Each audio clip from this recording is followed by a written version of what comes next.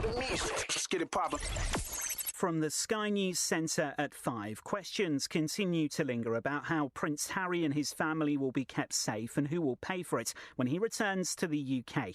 Taxpayer-funded protection was removed in 2020 when the Duke and Duchess of Sussex stopped being working royals. The Prime Minister says their security is a private matter. Former Royal Protection Officer David Robinson expects a big operation will be needed. So there's the residence where he lives. Secondly, it's the children going to school, and then Meghan, of course, will no doubt have an awful lot of interest in her by the media, and of course Prince Harry in his own right. Next, a 49-year-old man has been charged in connection with the Heaton Park synagogue terror attack in Manchester, in which 2 people died. Hekmat Omar Ali Hakim from Higher Broughton is accused of failing to disclose information regarding terrorist activity.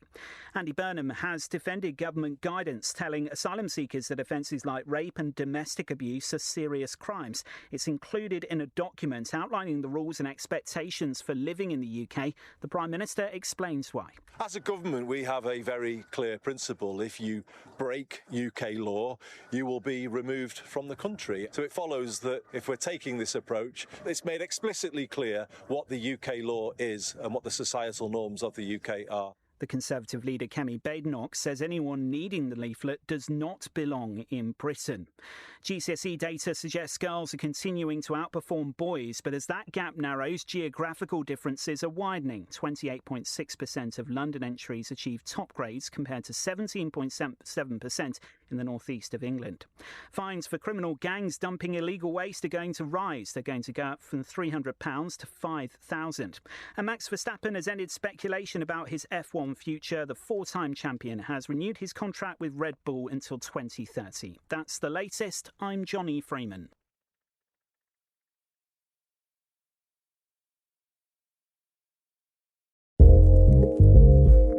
Hello, good evening.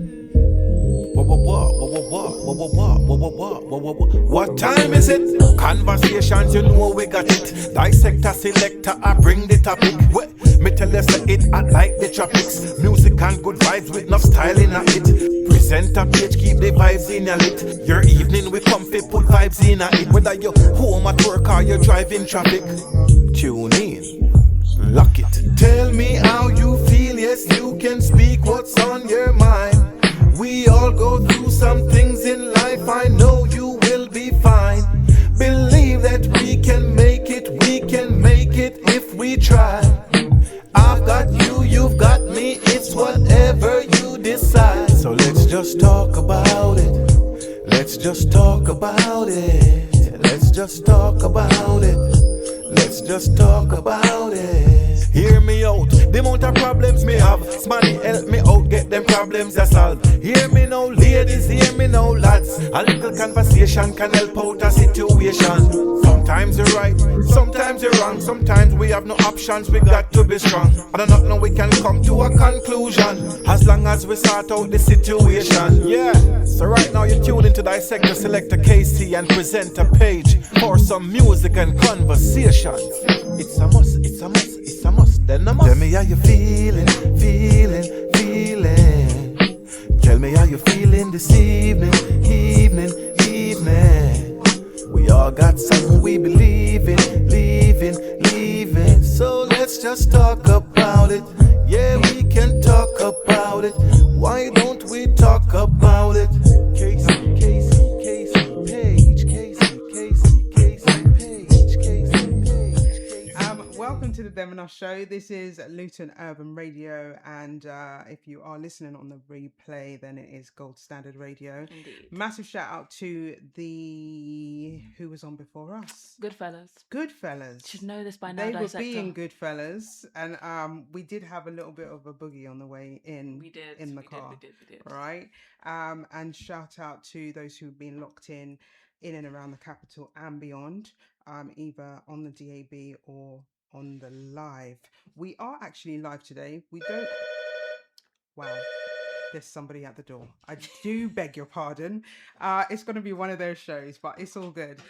We don't normally advertise the fact, but we are on the live. So if you head over to all the W's, lurlive.com, and click on the Mixcloud Live button, you will see that we have some extinguished guests in the studio. And I feel like we should probably get on with the introduction sooner rather than later because things are going things are good on. So thank you first of all, ladies, for being in the studio with myself and presenter Paige, who I'm supposed to be asking how her week is and she's going to tell me all about it, but that's not what's happening right now, and it's all good. I have Diana from my music media management. Welcome. And she is the one who has brought this wonderful being into the studio, a rather radiant being. And if you're watching on the live, you will see that Fae Simon is absolutely glowing. She's made the mistake already. She did. It's got Simon. Fae Simon. This is why that will not happen again. And I did actually ask the guest before she came in, what's the correct pronunciation? And discombobulation at its finest. Faye. Yes. How are you? I'm very well. Thank you so much for having me today, ladies. No worries. So lovely to be here.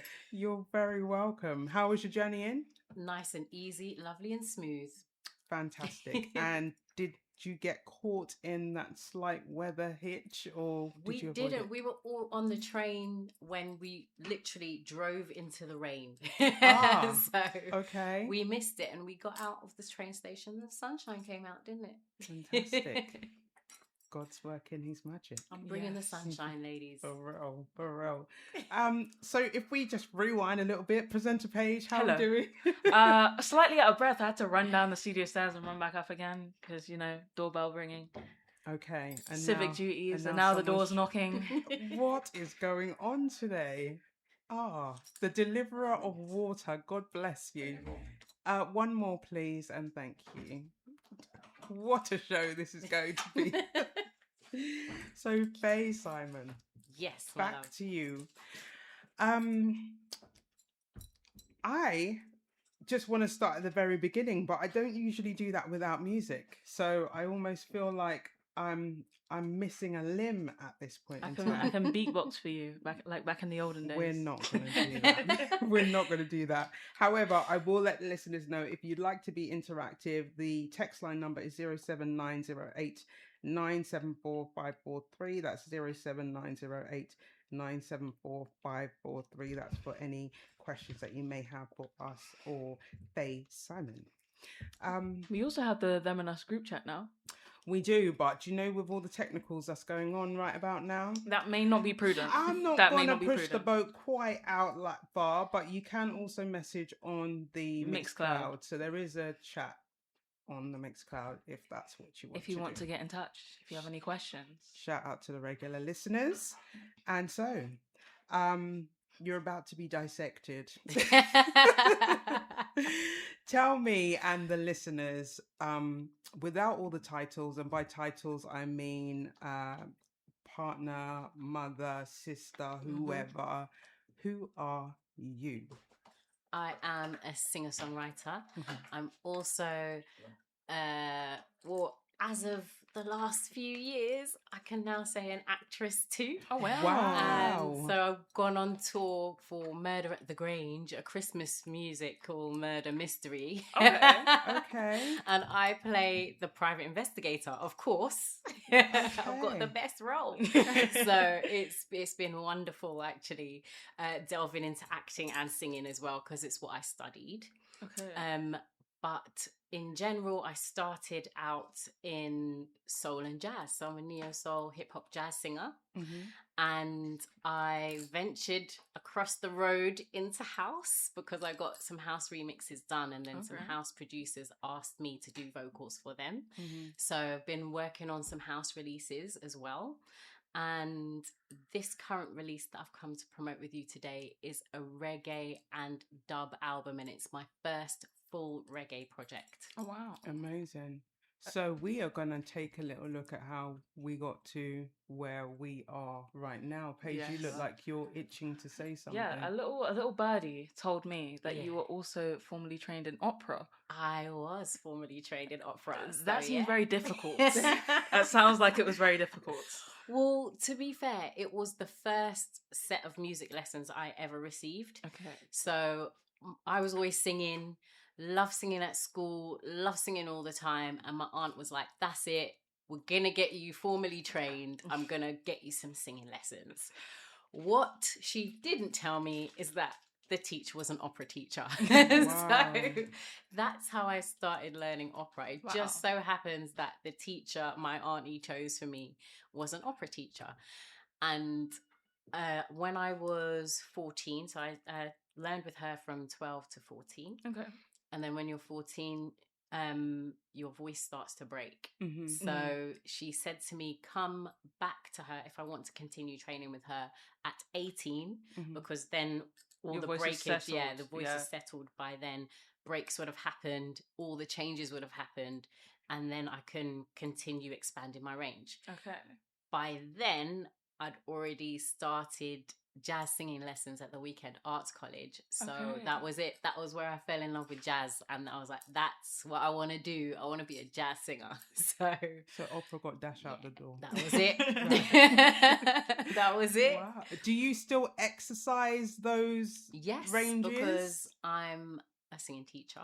Okay. So when it comes to teaching younger ones, you have to sing high anyway. So I have to already be in my soprano range to teach primary school. So I use the technique all the time. And I also use it for my backing vocal work. Okay. So on my own backing vocals, but also for other people's backing vocals too. Okay. So I'm still using it. Still got loads of tools in my bag now. So that's where those harmonies come from that you mentioned earlier. It's got to be handy to be get able into to. that. Yeah. What is your range? I've got 3 octaves. I might have more now because it got lower. It got a little bit lower as I'm now a little bit older. Yes. So yeah. So can I just rewind, because we just jumped right to like age 14 to 18. Yes. And ask where you were born.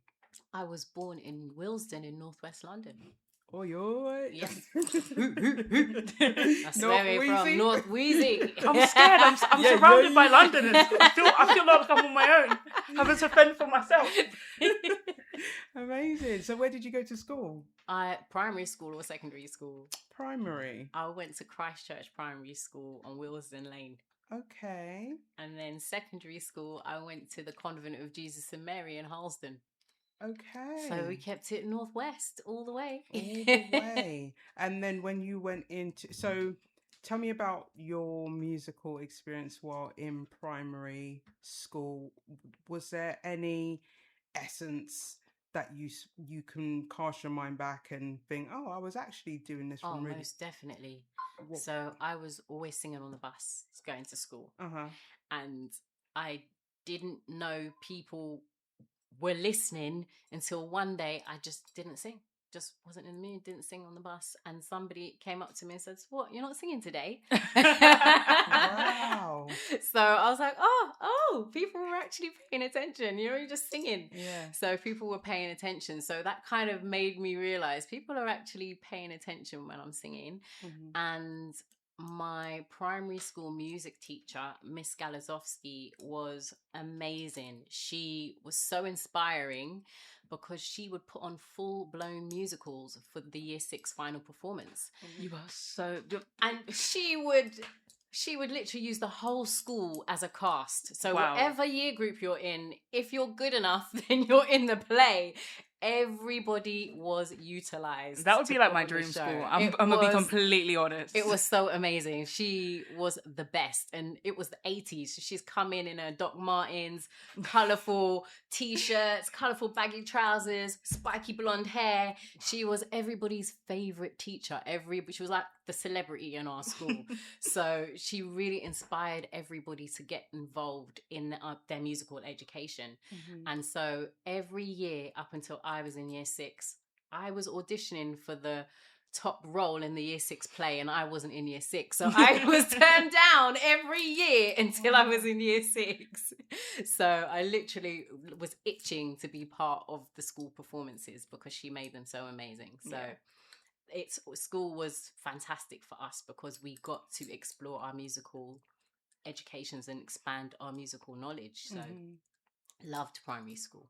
The way you remembered her name as well.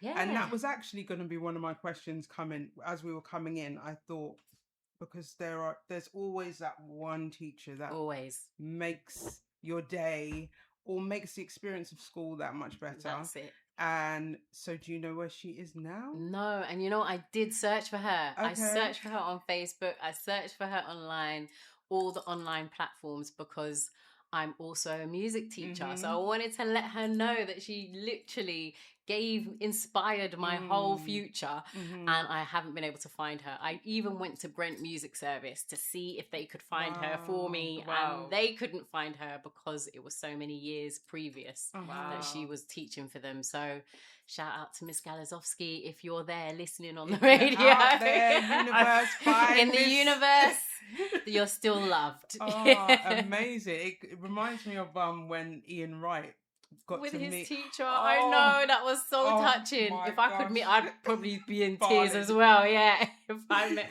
her again. Amazing. So it was lovely.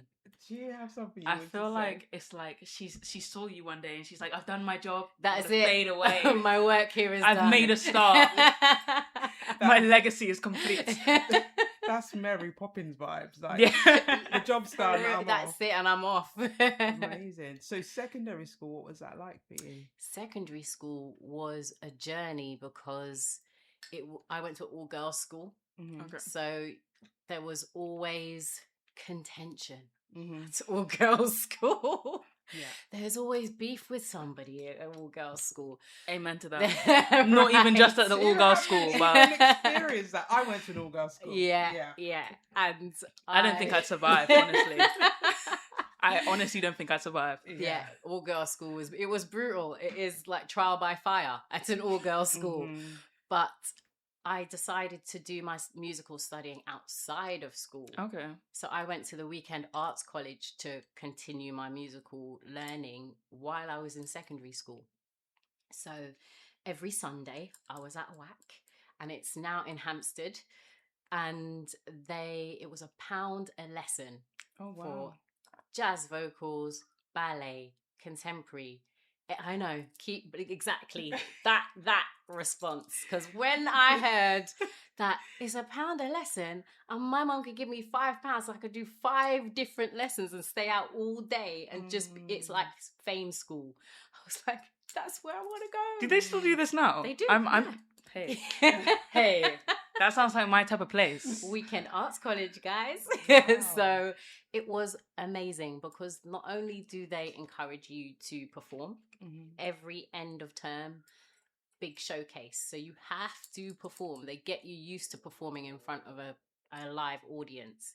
They also help you get your first step into the industry. So my first ever show was 17.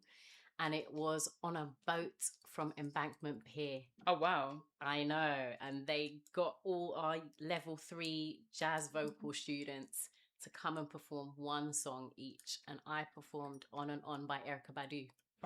That's what I remember. So it was the first time I'd ever performed in front of a live audience that I didn't know. Yeah. And I was very conscious of the fact that people had paid to be there. And I was so nervous. I don't remember the name of the boat. I don't remember starting the song. I just remember seeing the actual reaction from people and them nodding along, clicking their fingers, tapping their feet. And I was like, okay, I'm doing this and it's actually working. So that's all I remember of the show. But I was so nervous. My hands were beating. My heart was beating out of my hands. I went to the toilet at least 3 times before the one song that only lasted like 3 minutes. And it was just an amazing experience because once I'd done it, I wanted to do it again. Yeah. I think it's completely different as well when you're in a primary school or high school setting and you're doing shows. Because Yes. even my school, when we do our school show, is you can have an optional donation to the food bank if you want to be there. But then it's like people are actually coming there and paying, and Exactly. it's like, oh my gosh. It's a whole new level of nervousness that's been unlocked, because you know that they're waiting for somebody professional. Yeah. They've never seen you before, and you have to wow this audience. They've come for an experience, and I don't know if you know, but London audiences are the hardest to perform to. Yeah. Because it's like, okay, entertain me. I'm here now. Paid my money. I've left my house. I've put on my clothes. Do what you got. Exactly what you got. Yeah. So I was so impressed that they were impressed, and it just gave me the bug to perform more. Does that feeling ever revisit you, or are you at a place now where you've done it enough times to... I know there's always an element of nervous. Even when I come in to do radio, it's like, oh my gosh, is everything going to work? Yeah. But it's manageable. Whereas in that moment, it sounds like you could have done with the ground swallowing you up. Do you still have that experience? Or? Yes, I do. I'm still nervous for all my shows. Actually, I'm always a little bit more nervous to sing in the studio, because I know it's being committed, it's being recorded, and that's it. And once it's recorded. I know you can go back and change it. But it just doesn't feel right when you do. Right. Yeah. And the vibe isn't the same, and the atmosphere isn't the same. So it's like, okay, this is the time. You blocked out however many hours, you paid the studio, that's it. You have to deliver. So that's when I get most nervous. And singing live, I'm less nervous, but I'm still nervous. Yeah. I'm still sweating. I'm still running to the loo 3 times, and my heart's still beating at the palms of my hands, and all of those things. It still happens to this day, and it doesn't matter if it's a size this space or if it's 10,000 people that I'm singing to. I'm still nervous, and I think that's a good thing, because 100%. You get to use those nerves and convert them into positive energy to fuel your show. So I think that, I don't think it's ever going to leave, but you just learn how to manage your nerves a little bit better. Yeah. I'm not physically shaking anymore, and I don't have sweat patches down to my elbows anymore. So everything's a little bit more manageable, but all the same feelings are the same. When you said, okay, we've got 8 minutes, I was like, whew, okay, we've got 8 minutes till we're on the radio. So I'm still getting all the same feelings, but it fuels the excitement for me. Definitely, and it shows that you're passionate and you value what you do as well. Definitely. Paige, do you... Yes, I was going to ask if you have any pre-show or pre-performance rituals other than going to the loo 3 times. I always make sure I warm up properly. Yes. And I don't eat or drink anything other than water before I perform. Okay. Is there like a specific reason for that other than nerves, or like to affect your voice, or? Well, nerves more than anything else. Okay. And I don't want to feel lethargic because I've just eaten going on stage. Yeah. So I'll either eat hours before or I'll eat after the show. Okay. So that's me. I'm always just focused and ready to perform. Fantastic. So if I get put on the spot. So it's like you go to an Erykah Badu concert and you know that before the show starts she's going to start humming in the background, and then you go to a Fae Simon concert and you know she's going to be drinking water in the back. That's it. I'm drinking water in the back, I'm humming, I'm going to be doing scales in the back, all of those things. So yeah, I'll be just preparing and ready, and always say your prayer, talk to God, and visualize the show. Visualize the show that you've already done. You already know that the show's gone fantastically well. People are already clapping for you. Everybody's smiling. So if you I always visualize either the end of the show or in the middle of the show, because that's when you're at your warmest. That's when the crowd's at their warmest. And I think that's usually the peak of any performance. So I always make sure I do that. Have a good visualization before I actually go on stage and smash my set. That's the spirit. Definitely. So you mentioned like whether it's a small group of people or, you know, a room full. What is the largest audience you performed? 10,000 people is the largest audience. Wow. So I opened for Jest, the UK rapper. I was supporting him on his Dragon of an Ordinary Family tour. And we performed at the Outlook Festival. And our band, were opening for Pharaoh Monch. And he asked me to open for our band. So I was like, okay, yeah, sure. I've done it before. So I was like, okay, fine. What I didn't do was go to the front beforehand and see how many people were in the audience. I just got up on the stage to sing and realized there was a sea of people. And I mean a complete sea of human beings in front of me. And I was like, oh my gosh, I've got to sing to them right now. And the whole stage was silent. And he wanted me to sing something a cappella to open the show. Oh, Wow. And I went, when we get on stage, and I was like, deer in the headlights, because I didn't know there were that many people waiting to hear us. And the nerves rushed in, but they were like, okay, go. And that was it. I just had to go. So before the nerves could even really kick in, I just had to sing. So, do you remember what song you sang? Yeah, I had to sing one of his skits, Bluebirds. Okay. And it was just, it's just like, it's really, really short. It's like, I'll bring you bluebirds in spring. And I was like, okay, I've got to sing this one little skit. Everybody who is a fan of his knows this skit. Mm-hmm. If I get it wrong, thank you. People are going to be rushing the stage. And I was like, it was literally like 30 seconds of vocals. But if I got it wrong, everybody's going to know that I got it wrong. Mm-hmm. So that's when the nerves started. I started singing, and that's when the nerves were kicking in. Like, do you remember the rest of the words? What's the next line? So I was having to manage. We are back after the commercial break, as previously mentioned. If you are tuning in via Luton Urban Radio, we are live, and you have the option to view the shenanigans, and there are shenanigans in the studio via the Mixcloud live link. If you're tuning in via Gold Standard Radio, you'll be looking forward to Lady Lloyd coming up next with her roller coaster show into Outer Aisha National Vibes and Ting. I can see you squinting, trying to remember who's on next. You're going to tell me who's on next. And it is Hyper Spice with the Spice Hyper Show. Spice. If you're listening via Luton Urban Radio, it will be Hyper Spice up next, most definitely. Shout out to all the listeners at this point in time. And as previously mentioned, there is a chat room on the Mixcloud. Indeed. You've forgotten one integral thing that you usually do. Listen, right now. She usually says at this point in the show, shout out to those who came before us, which is Thursday. Peter Terry with the Real Deal Breakfast Show, Makonnen Sankofa with the International Book Show. We have the LUR Midday Vibes Mix, Throwback Thursdays, and then we just had the Goodfellas for the last 2 hours before us, who were doing a very nice job of shouting us out. I felt very appreciated. I felt appreciated too. Thank you very much, Goodfellas. You're good. So back to our conversation with our very special guest in the building. We do have Diana from Music Media Management. Don't get it twisted.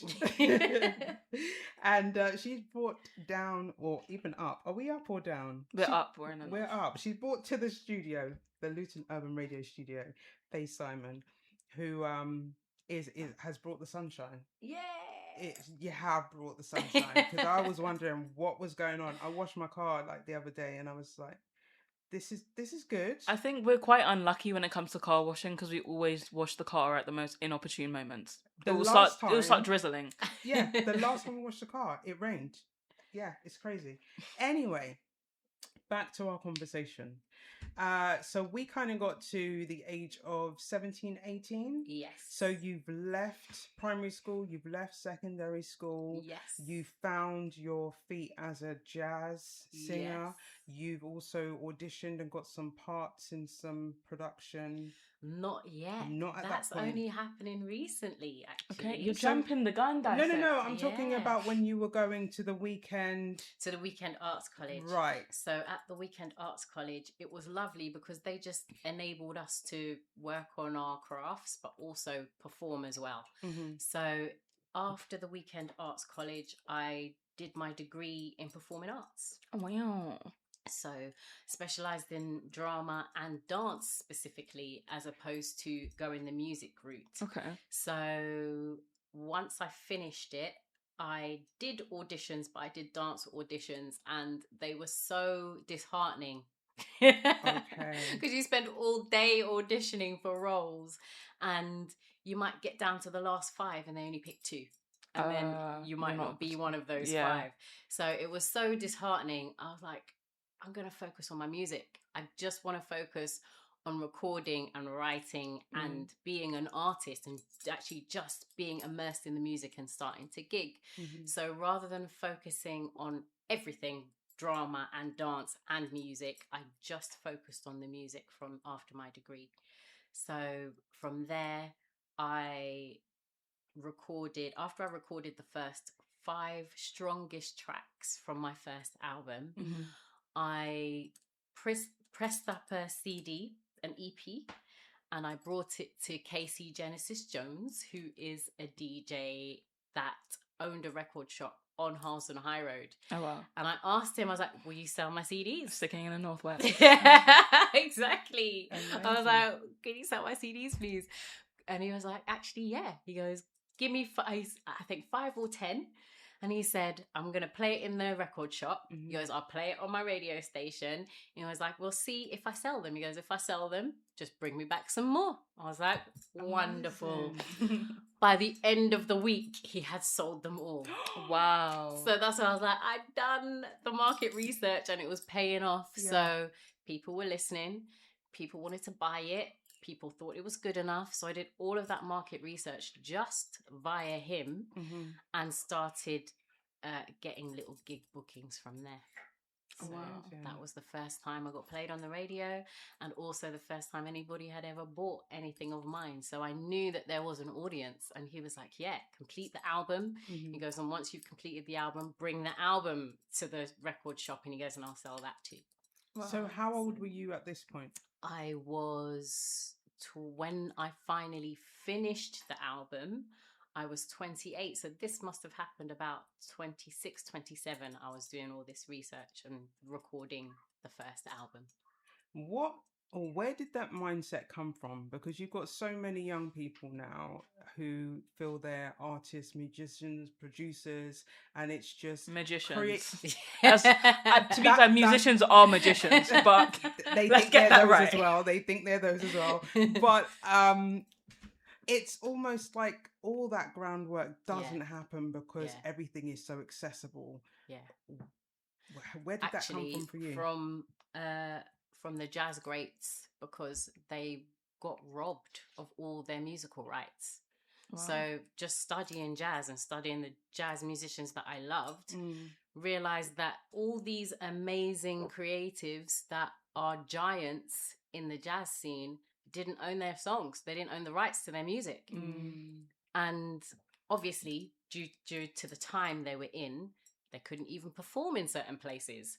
And if they could, they'd going in the back door, and then they're spending the night down the road in somebody's house or sleeping on somebody's floor, as opposed to being put up in the best hotels. So just doing the history, I was like, that's never gonna happen to me. I'm never gonna die poor because I didn't do the music business. That was always my goal, because I was like, I want to be a superstar. I don't want anybody to question my music business or rob me of any rights that I'm supposed to have. So I made sure I studied it. And I was like, I don't know how I'm going to study it. So that's why I thought the best way to study it is to actually just do it. So I pressed up the first 5. I was like, let's see, will somebody actually help me? Are they convinced, is the music even good enough for me to say that actually I want to be a great singer, but other people think so too? So I decided that I was going to do it that way, just because there were so many of our 4 mothers and fathers that died without any recognition, died without their legacy belonging to them per se. It might be rich record label owner that owns their whole catalogue. Yeah. And we're revering them from here as consumers. We're donating to their estates, but it's not them and their families that are collecting the money. Yeah. So that taught me a great lesson just from learning about other jazz greats. And I was like, I don't ever want that to happen to me. Even if it's a penny that's generated, it's my honest penny and I want to be able to collect it. So I made sure that I did my music business homework. Excellent. Paige. I feel like when it comes to creative industries, it's quite difficult to get anywhere without being part of a major record label or a major publisher, which is credits to you and props to you because like you've done it, you carved it out on your own. But I was talking with someone the other day about, with me it always comes back to books, but with a book, and how the author of the book did an amazing job in the first book, and got offered a deal by a publisher, and she sold the rights of the book to the publisher, and now they're making a movie for the book, and she doesn't like the direction it's going, and she doesn't own the movie either, so she's not gonna gain the profits from it. So I feel like as much as it's difficult to carve out your own way, it will be more not just profitable monetary wise, but also more profitable to yourself to know that you're in control of what you're doing. Exactly. Rather than someone having to guide your steps and you having to follow what somebody else thinks is your image and your presentation. Well, look at the greats: Michael Jackson, George Michael, Prince. All of them rebelled against their record labels because they didn't find their deals fair. And these are the biggest names on the planet. And they struggled to get out of certain record deals, and they had to do some real negotiation just to get out of that tie. And so as I went along my journey, I realized that my 3-album plan might not come to fruition. So the first album was to do it independently, learn all about the business. Second album, release it on a major independent, which I did. And then I wanted the third album to be released on a major label. Okay. But learning what I've learned about major labels and how they operate, and the fact that yes, they want artistic license over the artist. Yeah. I don't think that's for me, because I do know about the music industry and behind the scenes now. I have done the business learning, and I'm thinking that it's not going to be beneficial for me to hand over those rights and the control to somebody else just because they've got more experience than me. It might not be where I want to go. But then I might be tied into a contract, and then I have to do whatever they want me to do, and it might not be what I want to do. So right now, I think I'm in the perfect position because I'm not tied to any specific label. I did get to work with major independent labels and still do. So because I have those ties, I think right now I'm in a very, very good position to then progress and then choose. I might get an opportunity to work with a major and it might be the best deal. I might get an opportunity to work with a great independent label and that deal might be even better. So I can decide now. I get the freedom to choose, and I get creative and artistic license over my career. So much there. And so much to admire as well, because like I said, there are so many people who want to be musicians and artists and just creatives, and whether that is in the music industry or visual arts, it's all kind of got the same kind of undercurrent. Yes. And so you stand out just for the fact that you're not doing it the normal route. First of all, but second of all, it takes so much more work and dedication to do it that way. Are there times where you feel like I've bitten off more than I can chew? Or is it, this is my end goal and this is where I'm heading to? Little steps.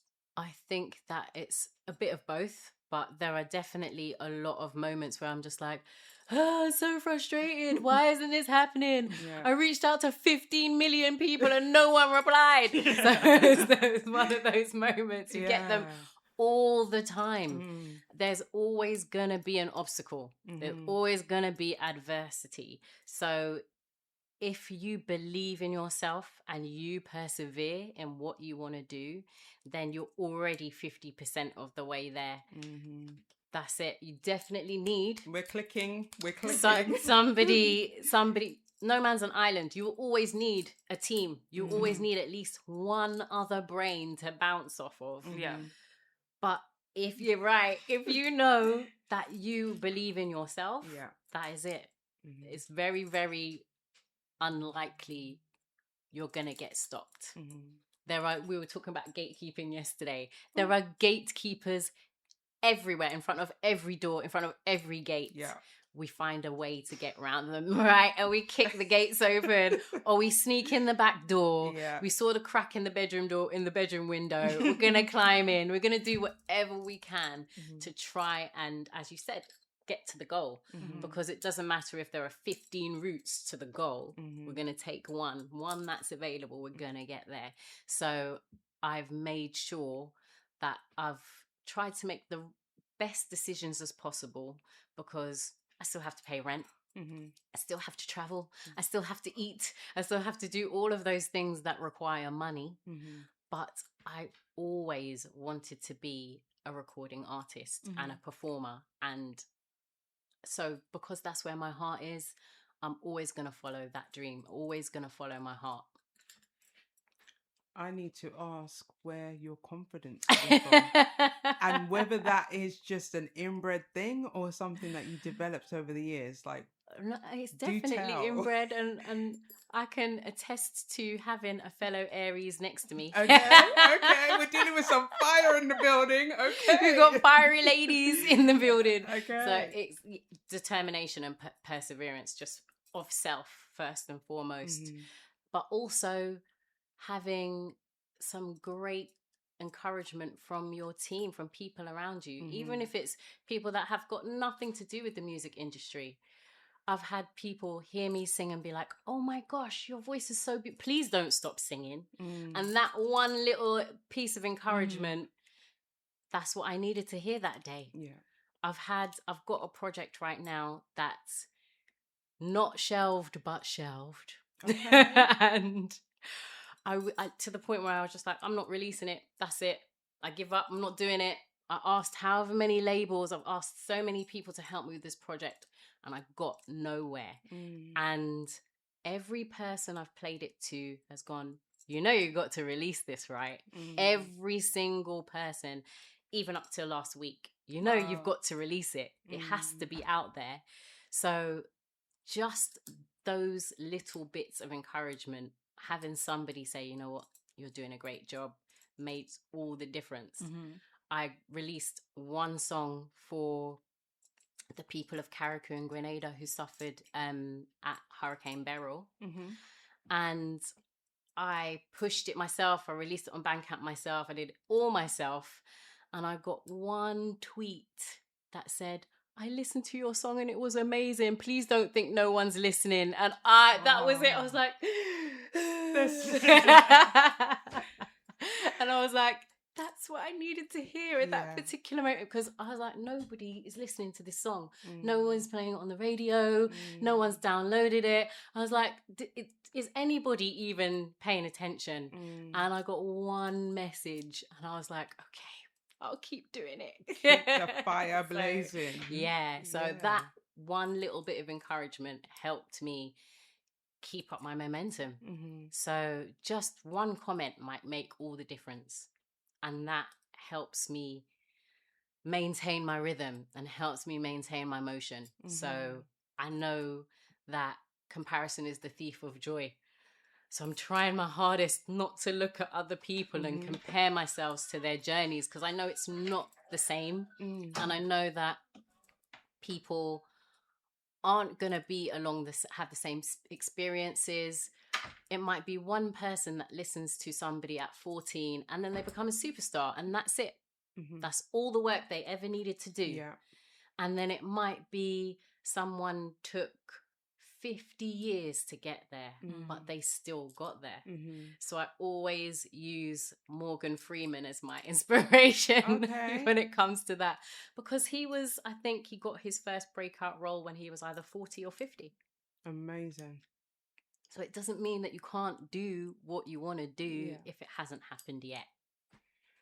I need that on a t-shirt. We have a lot of quotes that we get from people that we need to put on t-shirts.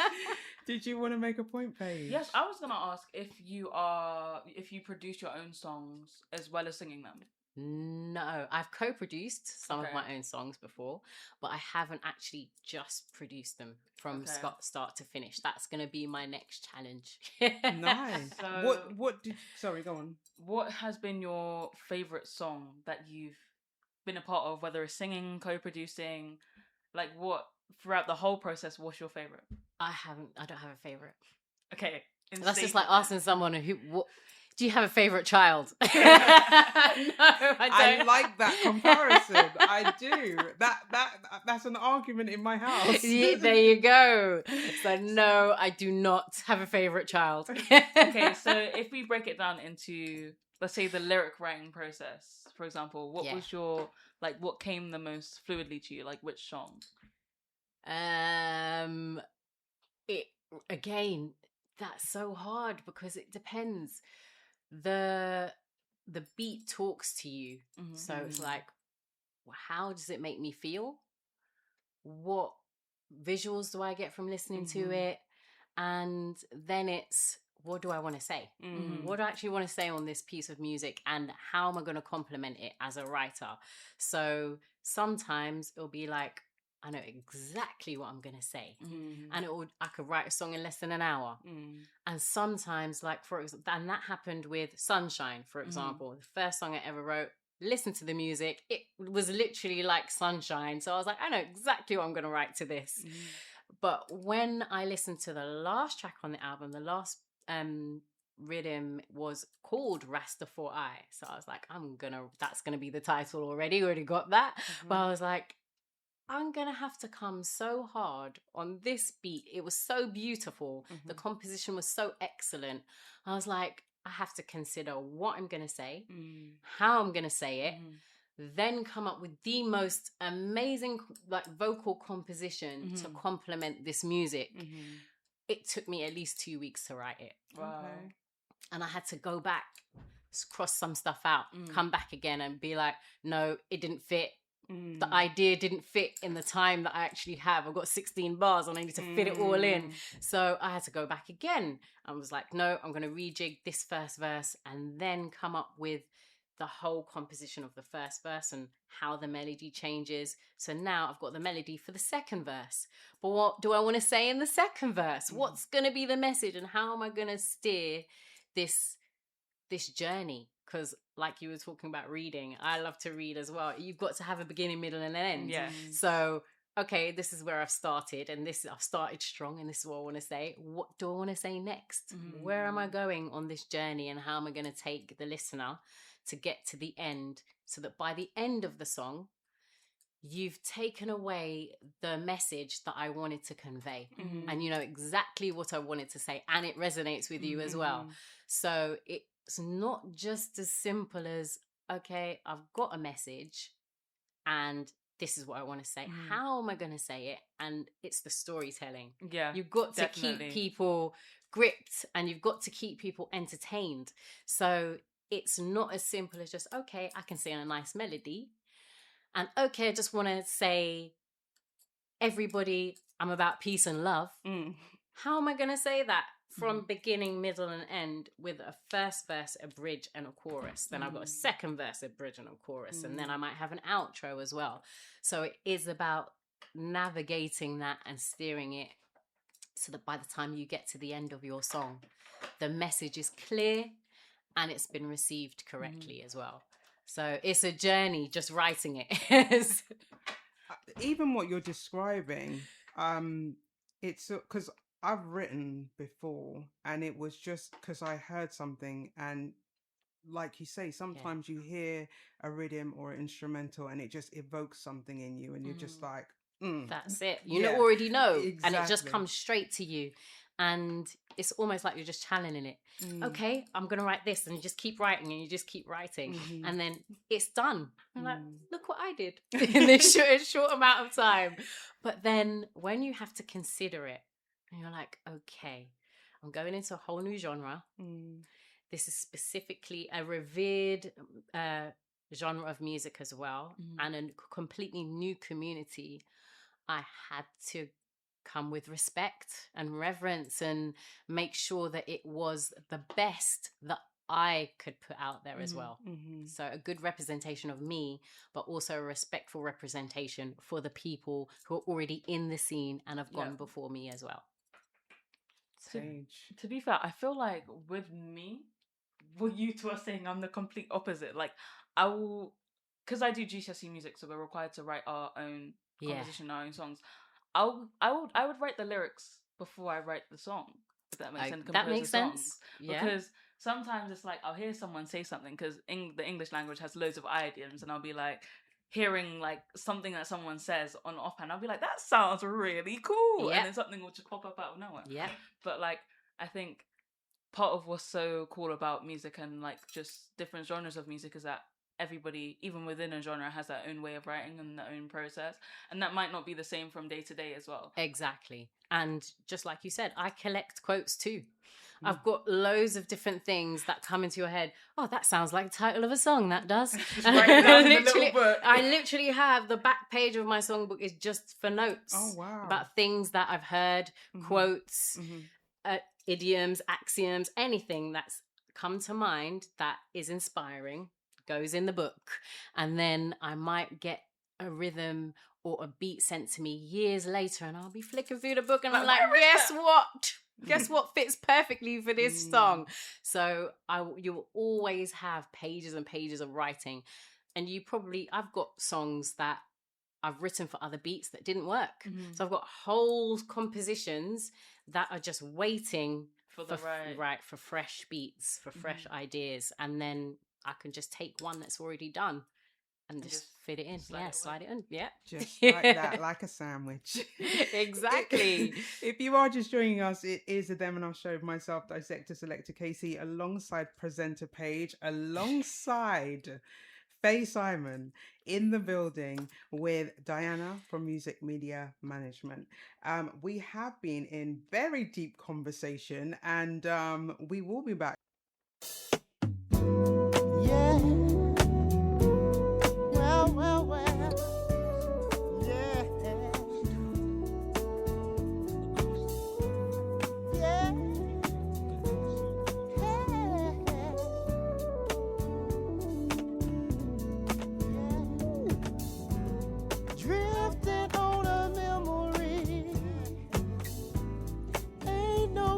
I'd rather be than with you. Yeah, loving you. Well. Day will make a way for night. All we'll need is candlelight and a song. Yeah, soft and long.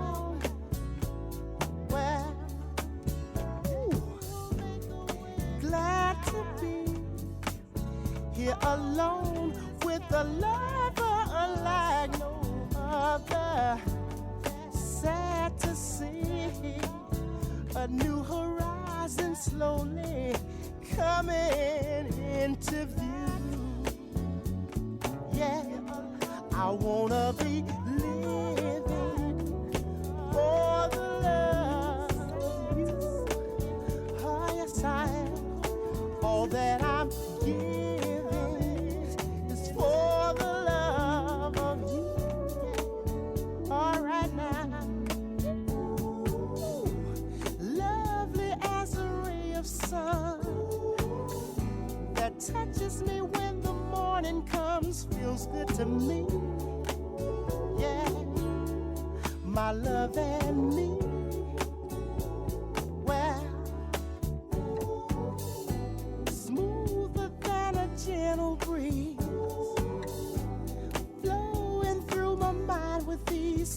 as can be. Well, when you're loving me, when you're loving me, love to be riding the waves of your love, enchanted with your touch. And it seems to me we could sail together in and out of mystery.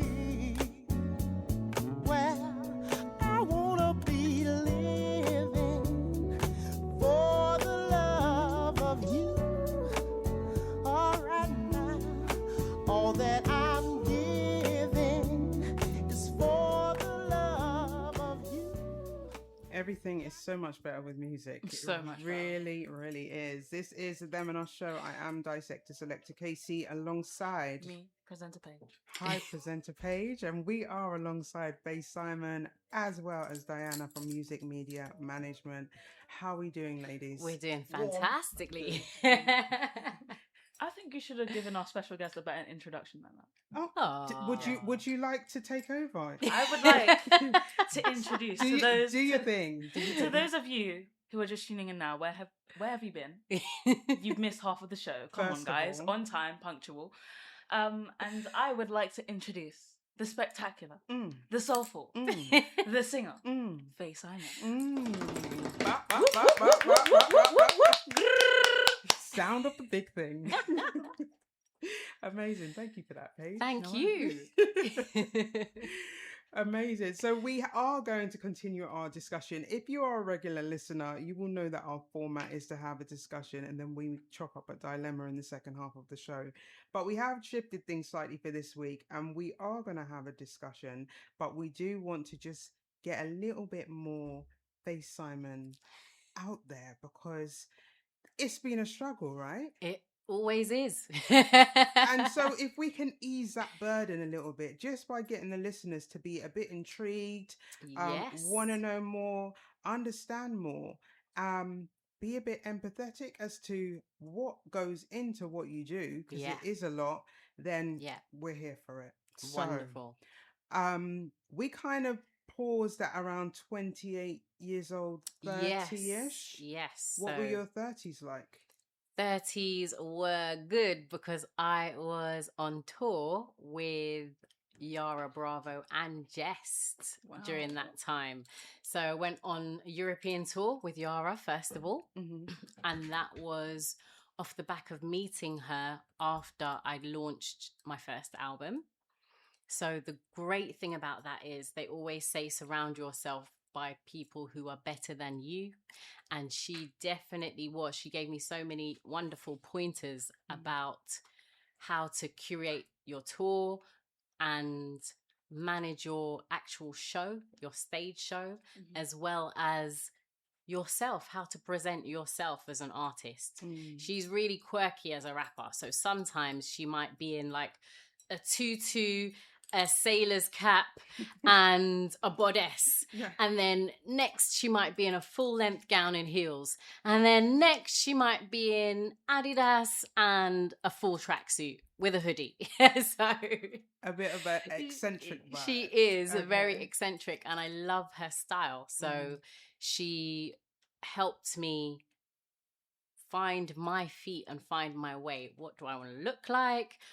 Not just what I want to sound like. How do I want my stage show to be presented? So she gave me a lot of pointers just by being part of her team. And it was wonderful because she meets artists along her journey and she'll give platforms and opportunities to people. So it was lovely because she encouraged me to do the same. If I meet somebody that I really like, meet a saxophonist on the tube, you might be part of the band now. So it was lovely to see the way in which she interacted and the way in which she was very inclusive of all people. So it was wonderful, and I still speak to people from her tour today just because we met along the Yara Bravo route, and she loves bringing people together, and it was a lovely experience to be part of her tour. So after that, straight away, went straight on tour with Jest off the back of that, and we ended that tour, as I said before the previous break, opening for Pharaoh Monch at the Outlook Festival. So that was our biggest gig, and it was just the culmination of a fantastic tour. Was that right place, right time? It felt like it, definitely. It felt like it was fate. It was meant to be. I met Yara on, I think it was Old Street or Angel, outside Angel Station, on the road with rapper Scandoos, our mutual friend. And she just came up to me, gave me a big hug and was like, I know who you are. And I was like, how do you know who I am? Yeah. And she said through him, she'd already listened to my stuff. She knew exactly who I was. And by the end of that conversation, she asked me to be her backing vocalist and to go on tour. Oh, wow. So it literally just like dominoes. Crazy. Everything just fell into place. It was fantastic. So I definitely feel like it was meant to be right place, right time. And those moments do happen. Not just, okay, I've worked hard and I've done all this work and all this groundwork. Yes, it's always wonderful to be prepared, but sometimes opportunities just come. So. And so were you in a position where you were doing a 9 to 5 and it was like, you guys... Yes, I was a secretary at the time. Okay, so you just called up work and like, hey guys, I need some annual leave. Yeah, well, actually, what was wonderful was she booked all our shows on weekends. Okay. So I would fly out on Friday after work, rock star it for the weekend, fly back in for Monday morning and be at my desk like nothing happened, and I didn't tell anybody that I went on tour. I just went on tour and I just wanted the experience of it.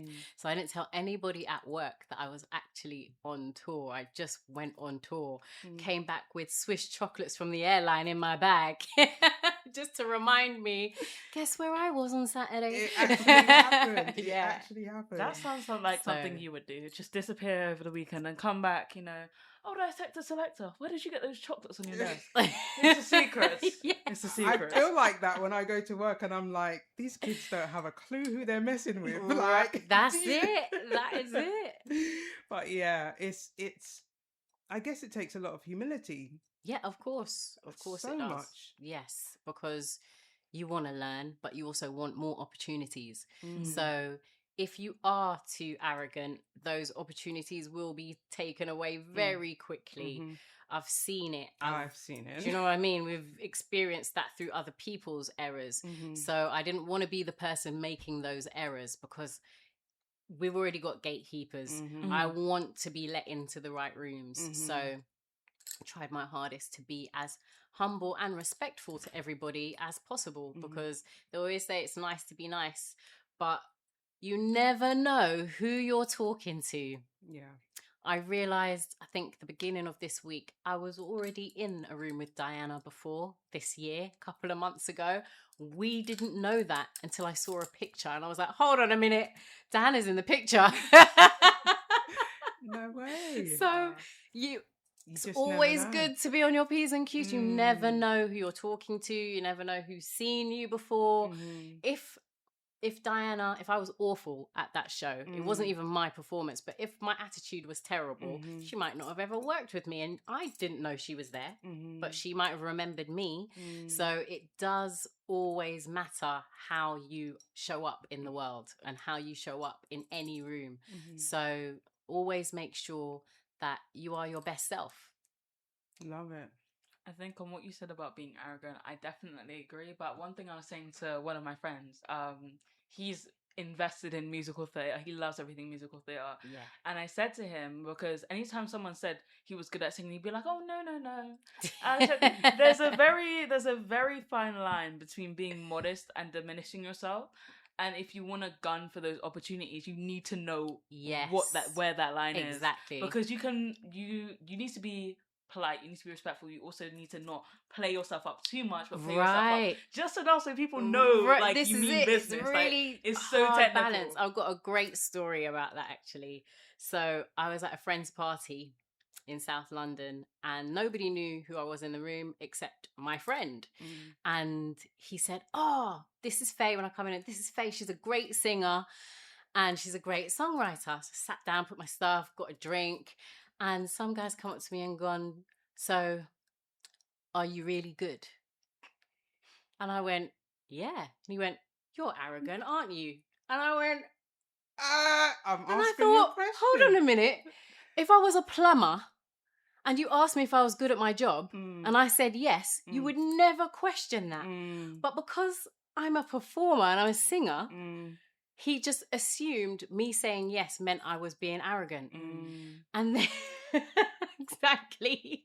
And then my friend played my album, the same first album I was working on. He played the album. And then about 15 minutes after the album finished, the same guy came back up to me and went, I'm really sorry. I love accountability. It's a remarkable thing. Good. He actually apologized for saying what he said. He said, you have a wonderful voice. He goes, you are a very good singer. He goes, you are good at what you do. And I was like, thank you. So he realized it wasn't arrogance, it was confidence. And there is a fine line between the two. But as you said, if you diminish yourself, you're right. He would have never listened to the album if I said, no, I'm not that good. Why would he go out and buy my music if I say I'm not that good? But I said I was good, and he still got the same message from that. So the proof of the pudding was in the eating. He had to hear it to be convinced that actually she knows what she was talking about and she wasn't being arrogant and she is actually good at what she does. Fantastic. So it's a fine line. It's such a fine line. It cast my mind back to a conversation I was having with a young person just yesterday who was very nervous about a different kind of performance. And I said, and, quoting Marcus Garvey, that without that confidence, you're already twice defeated. It is a fine line. But if you don't have it, if you don't rate yourself, if you're not, listening to your own music and valuing and even critiquing yourself, then, where are you going to go? If you don't believe in yourself, who's going to believe in you? Exactly. And that's exactly where we started. I believe in me, but it was, are other people going to be convinced? So that's why I would always bounce off somebody else. I want you to listen to it. I want you to listen to it. And then I want you to tell me why you liked it, not just that you liked it. I need to know why it worked, so that I can go back and recreate the same formula and go forwards. So all of those things are very important to you as a creative. So I think your advice was perfect because it's about getting better, being better than you were yesterday. Yeah. So if you're only competing with yourself, you will always win. 100%.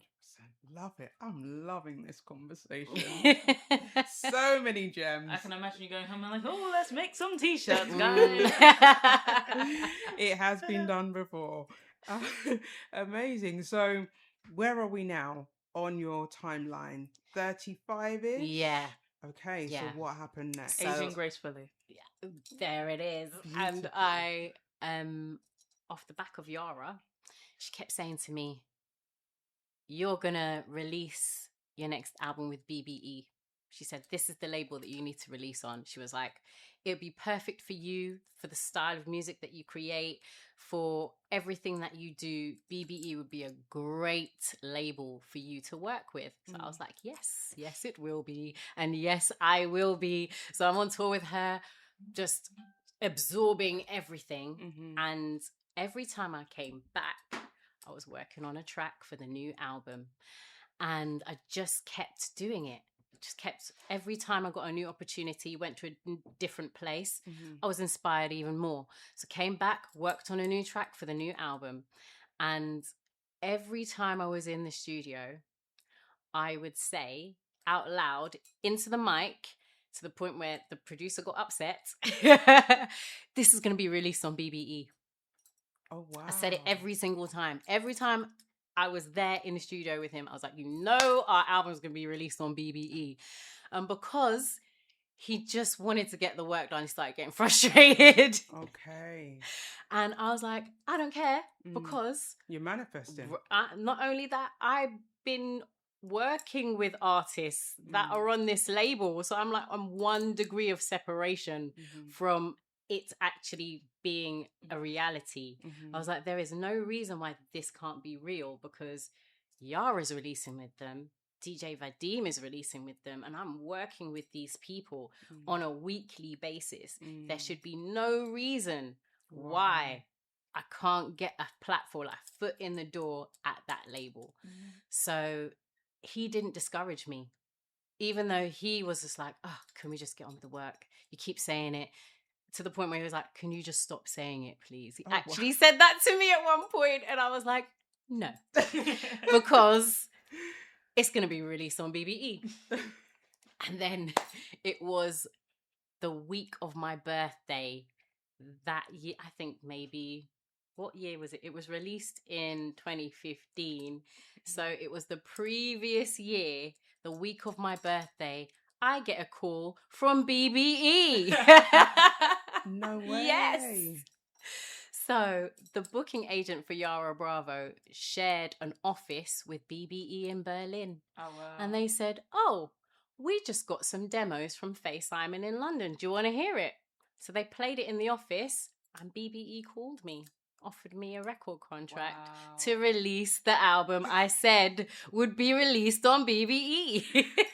That is remarkable. Like, so yeah. How did that feel?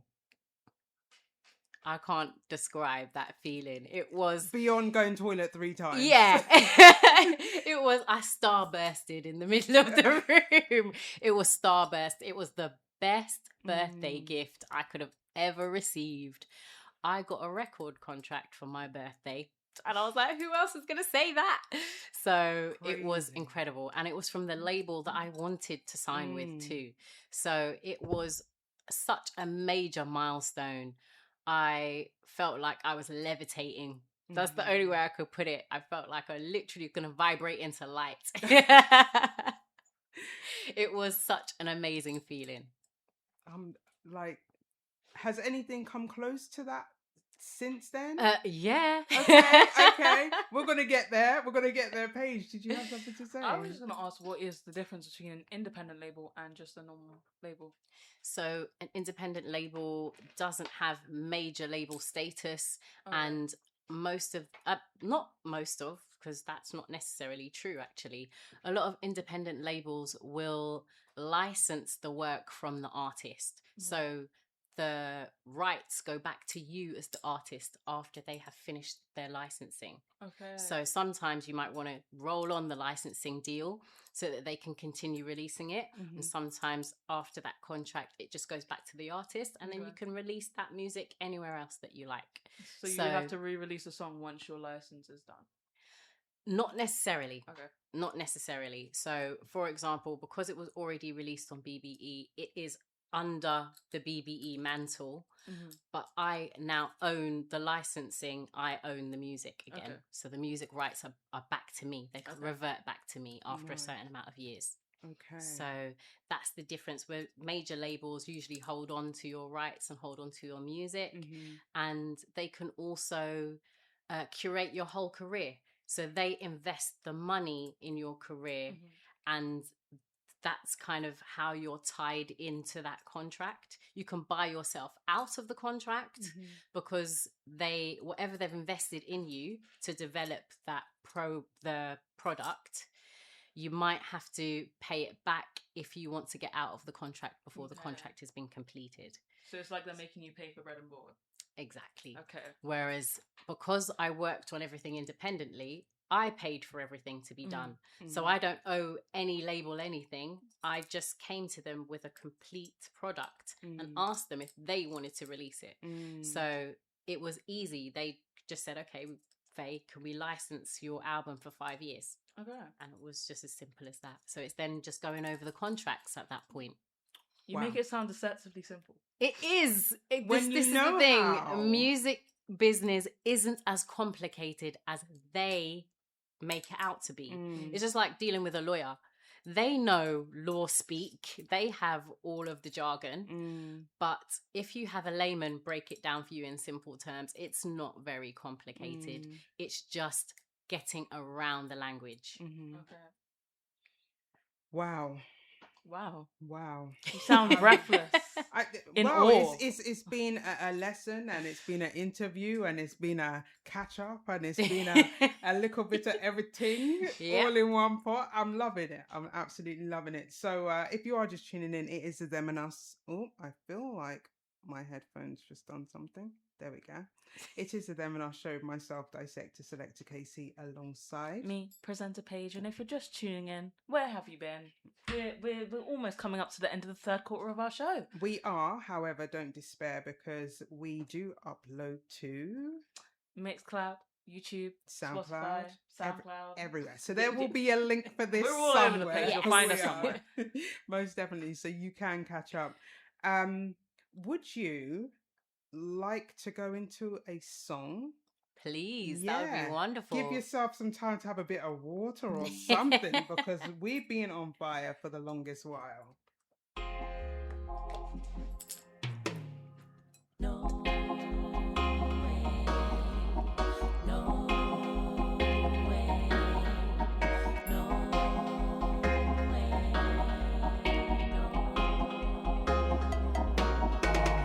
Fighting and you're hiding just to be yourself. Who's gonna remind you there is no one else who can do what you do? So don't doubt your worth. No, don't feel no way. Mr. Better than your time will surely come. Really number one, then we all will know whose will was really done. Don't feel no way.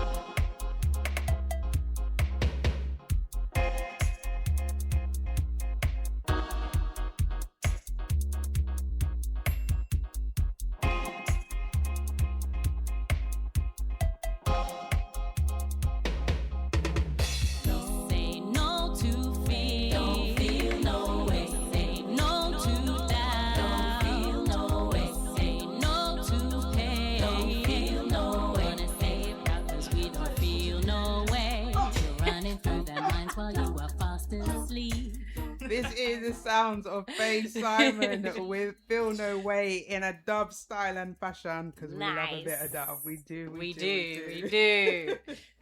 Fantastic. Presenter Page is tapping her wrist at me, and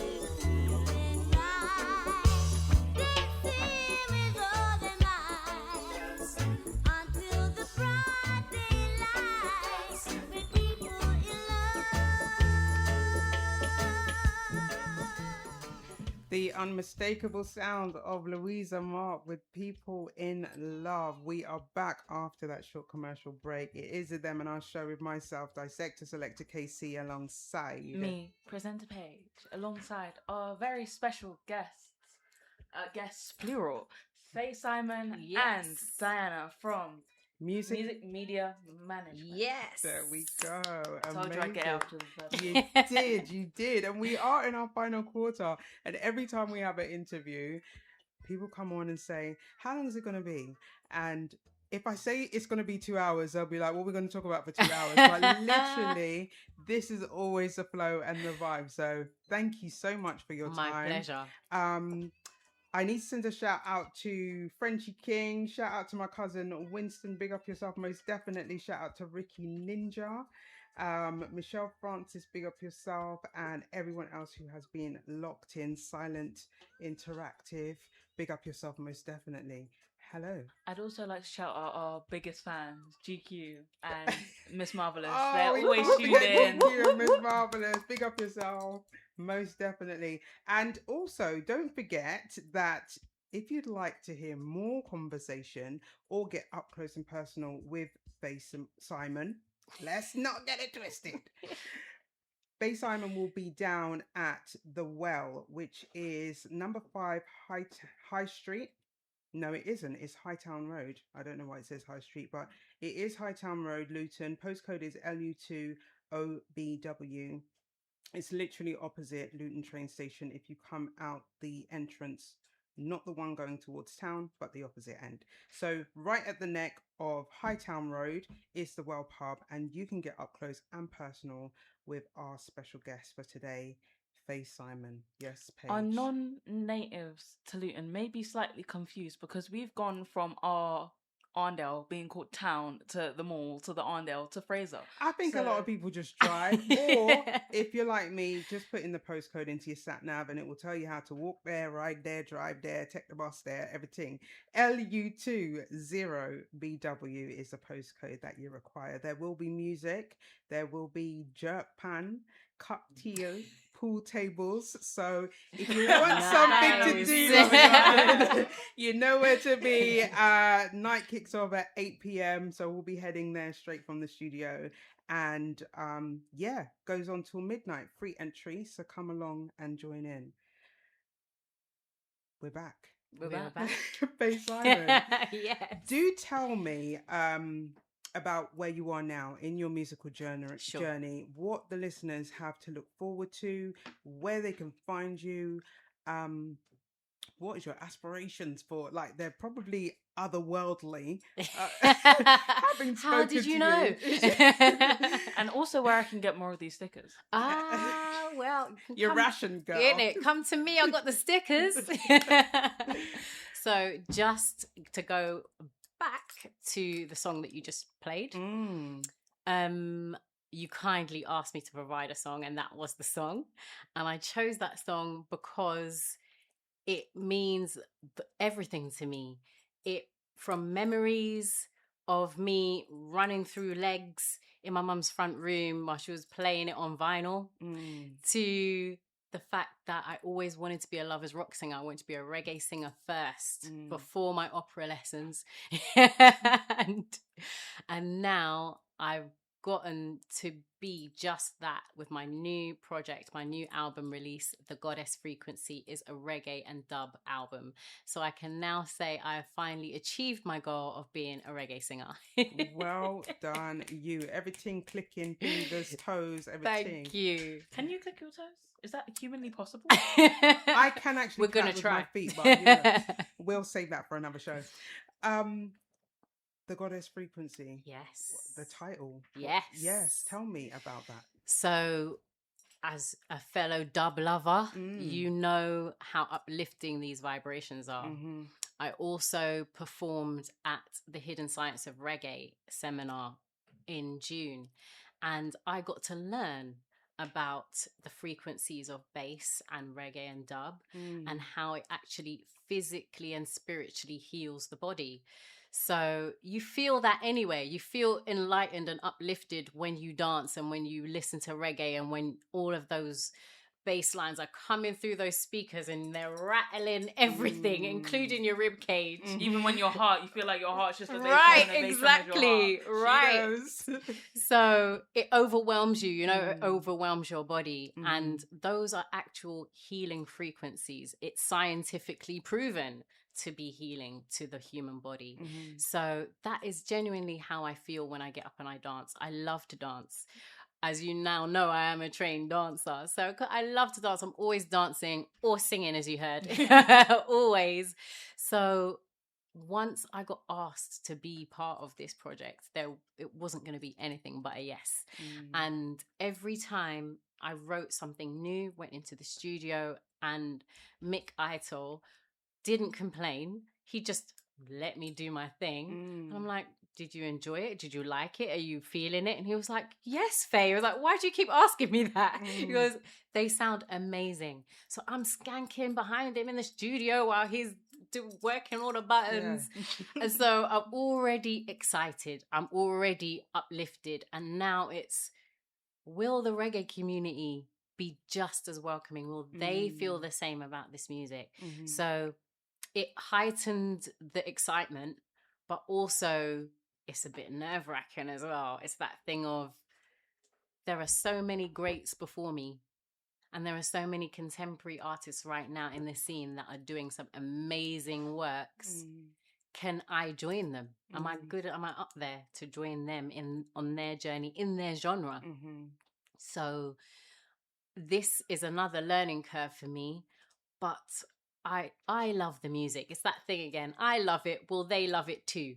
So I've just been itching to share it with the world and to see how everybody else is going to receive it. And are they going to dance to it? Which one's their favorite?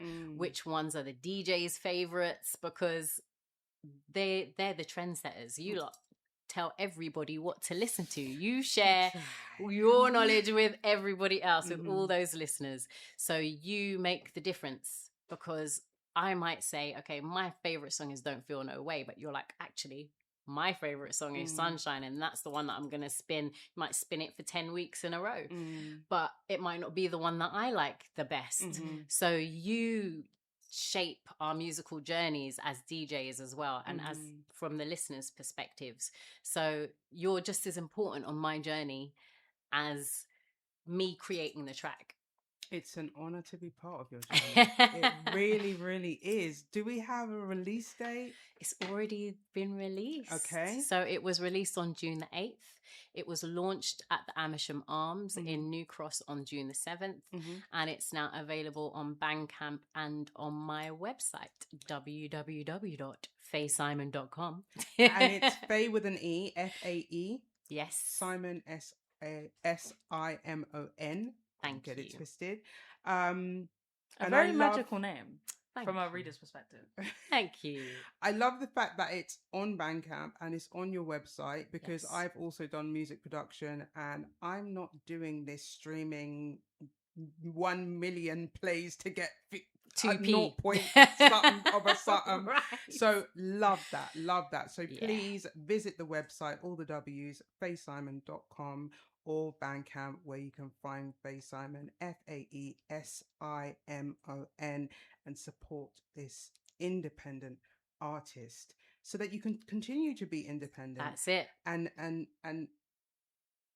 get the income and the support and all the other things that you deserve for everything that you put in, because it is so hard. It really is. Social media.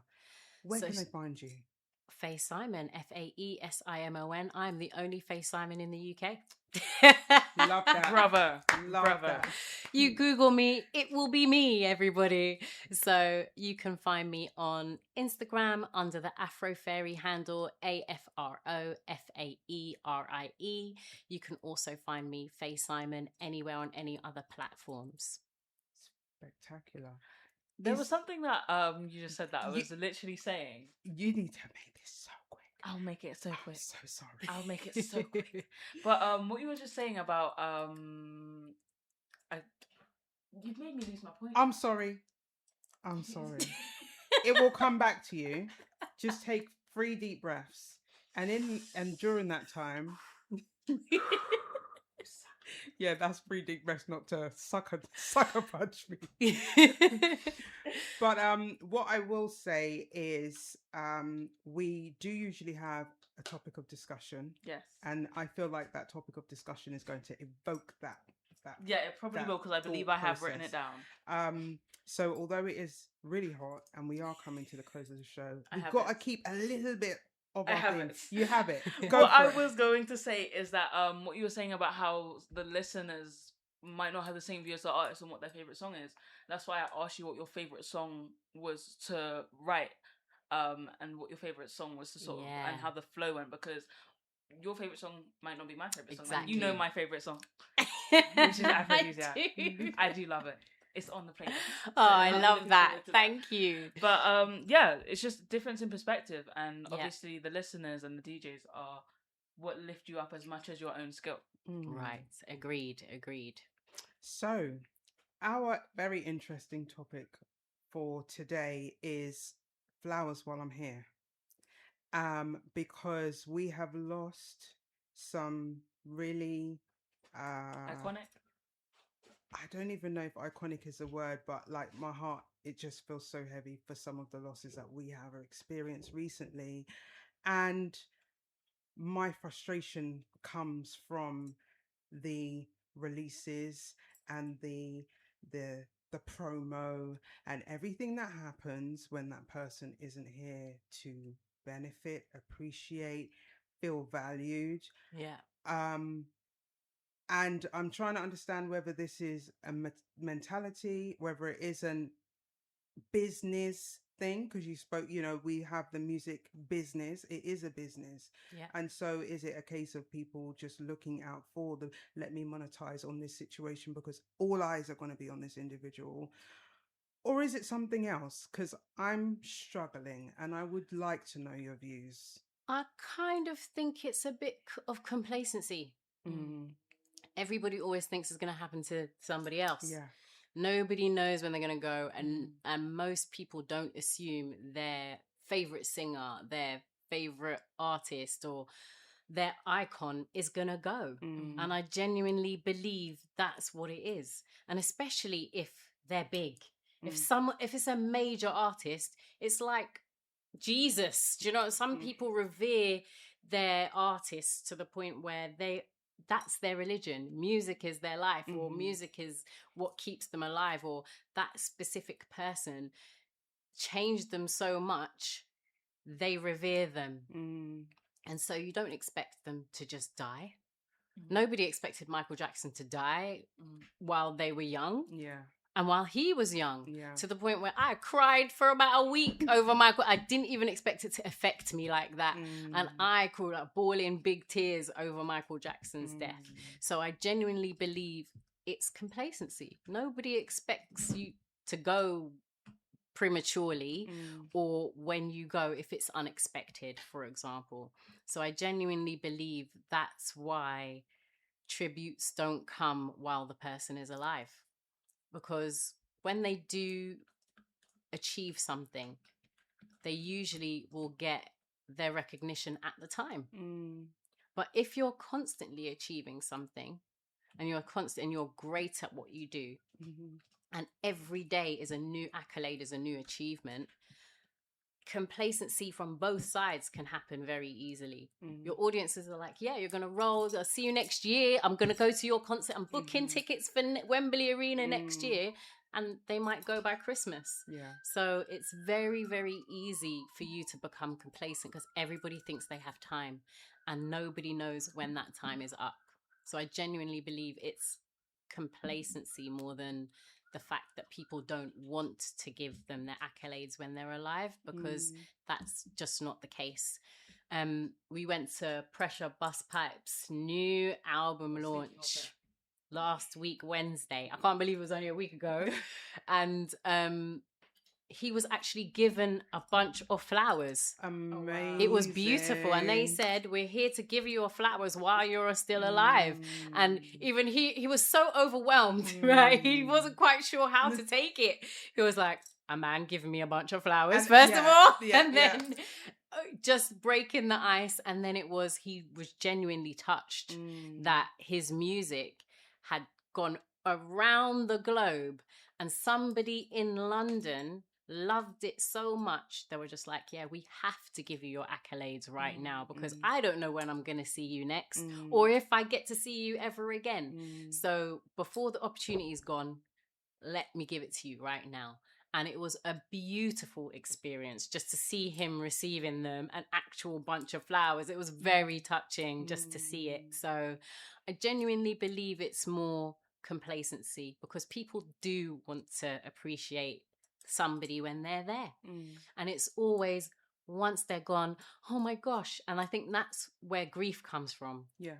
The regret of not saying what you should have said or what you could have said in that moment at that time. And I genuinely believe that's where it comes from, not ingratitude. I don't think it's from a malicious place. Okay. Diana, you have been very quiet throughout the session. I'm in the background. But I would like to hear your take, because you do work with a lot of artists, and I would just like to hear your perspective on this question. Yes, please do. For me, if I can give an example, that will answer it better for me. I work third world for clients of mine. And I went to the last show I remember at Jazz Cafe, where Capcore was playing. And after the show, we were all backstage, and I said to Kat, do me a favor, please. Stop touring for a little while. Go on holiday. Enjoy holiday. Refresh. Come back. Let's see you on tour again. And he said, why do you say that? And I said, because I've always seen you working. I think you should enjoy the fruits of your labor. And then I went to take off my heels, put my trainers on, and said, aye, Captain, until the next time. 2 weeks later, it was on Facebook, Capcore passed. Oh, wow. And that got to me. That really, really got to me. And I said, I'm happy at least I had that conversation with him before he went. And I suppose it is, though, in the moments of loss, it is a time to reflect and think of those moments, those last conversations. You know, even myself, I've experienced it, and I've gone through voice notes, and you can literally drive yourself crazy. But when you know you've come from a genuine place, and like you say, you were giving him advice from a well-being perspective, and it isn't about, oh, he's passed, oh, I'm going to post a picture here and I'm going to do this. And I just really value the genuine ones, and like you say, sometimes it is from a place of complacency, and we really need to work on that, especially as a community. We really do, because it's possibly not that way elsewhere, or not as prevalent elsewhere, and we really need to check that, because we are dropping at a rapid rate. It can't be stopped. It's the only thing inevitable. So we've really got to just do that extra for the support, that extra for that appreciation and gratitude while people are here. Agreed. And I like that is what was learned from COVID. This whole flowers specifically thing, I noticed that came from COVID. Let's give somebody their flowers. Let's give somebody their tributes. So it's lovely that that's been learned, because life is so short. You have to remember that you never know when your time is up. So say what you want to say. Live how you genuinely want to live, and enjoy your life, because that's it. You get one this time until the next time. So you have to enjoy it and say what it is that you want to say, because nobody wants to live with regrets. Exactly. Paige. It's a thing that me and my brother sometimes joke about, and sometimes we'll have a serious conversation about, but how a lot of the time, especially in our community, people seem to just be going to funerals for the food. And the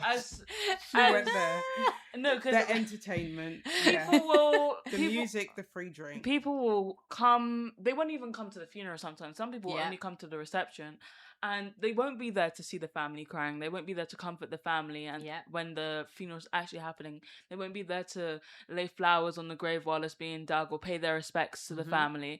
They'll be there for the reception where everything's chock-a-block and you can't even see the family because they've probably gone home because they don't feel like celebrating. Exactly. And it's just like they would rather bring containers than bring flowers to a funeral. Oh, Jaja. So it just seems crazy to me because I feel like as much as people should be appreciated, in as much when they're alive as when they're gone, the people who come to support when they're gone don't seem to be there to support when they're alive, and even to support the family either. They don't seem to be trying to support the person. They just seem to be reaping the benefits of that person's. And those people are called opportunists, my dear. And that's something that you have to be discerning about when you're alive. Like, who's actually for you? Who's in your life because they're genuinely for you, or because they're for themselves and what they can get from you? And that's what you see when people die. You actually genuinely see who's real and who's not. And unfortunately, it's surrounding a loss usually. That's why they say, oh, it's always drama at a funeral. And it's genuinely that, because you get to see who the true colours of people. Some people, when they come with their containers, they're there for the social element. It's a dance. I'm saying goodbye to so-and-so, but it's a dance and I could get some free food and let me bring my container, rather than thinking it's a loss. I'm going to celebrate my friend's life. How can I help the family? How can I help them? And how can I celebrate them respectfully? So it's the mentality of each individual that makes that difference. Unfortunately, a lot of individuals are becoming very complacent and becoming very self-centered and self-absorbed and entitled. So if we also don't have the community element of checking people's behavior, which a lot has gone out, that's also gone out the window a lot. People don't want the confrontation that comes with that, because there is no humility, so people can't accept the check. Just rear up themselves on it in the wrong. If there isn't that anymore, then people are gonna take full liberties, and if you don't tell people they're taking liberties, then they're just going to continue. They see it as free reign. Okay, you've accepted it, so I'm just going to do it. So I think that's also where it comes from. It's about that accountability, as we talked about a little bit earlier. Love it. This has been the Dem and Us show. We are right out of time, but as previously, I would just, you can Page. As previously advised, you can join us for a continuation of this conversation down at the Well, which is Hightown Road. Right about now, if you start making your way down now, put on your socks and shoes and your little, it's you can listen to us in the car on DAB. You can, because who we got up next? Hyperspice with the Spice Rack. Hyperspice. You can listen to some Hyperspice in the car on the way to the Well, and definitely get up close and personal with Fae Simon down there this evening until we're there right up until midnight. I'm sure she won't be, but there will be music, there will be jerk, there will be cocktails. And so I'd like to thank you so much for coming in, for your time. And as we speak about losses, I'm going to end today's show with a song from a very dear friend of mine. It's called Angel. The artist was Rasajai, and is Rasajai, because yes, it is Rasajai. So I'm going to leave you with this one. Thank you.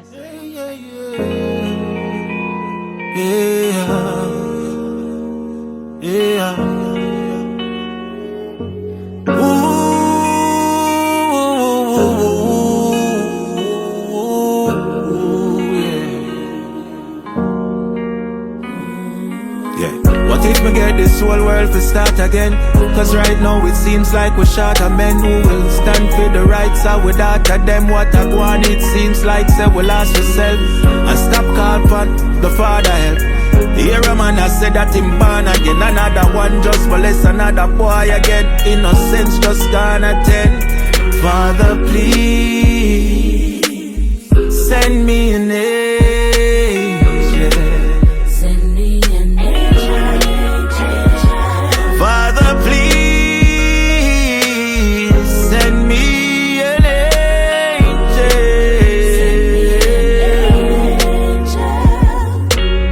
We now wait for nobody save we. The world we live in is so damn crazy. See black man still a fight slavery, and the little girls them still have baby. We not do nothing and them still hate we. We do the work, you better try pay me. Cause my mental health not too right lately, and we leaders them well shaky. So Father, please send me an angel. Send me an angel. Father, please send me an angel.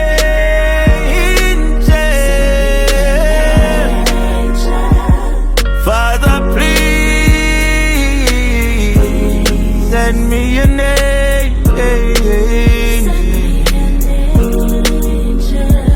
'Cause I've been hoping, Lord, that this battle would someday come to an end. But it seems like I will have to teach my children how to fight. So Father, please send me an angel. Father, please send me an angel.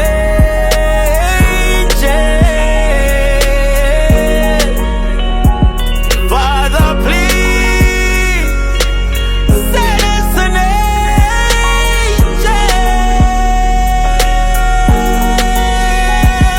Father, please send me an angel.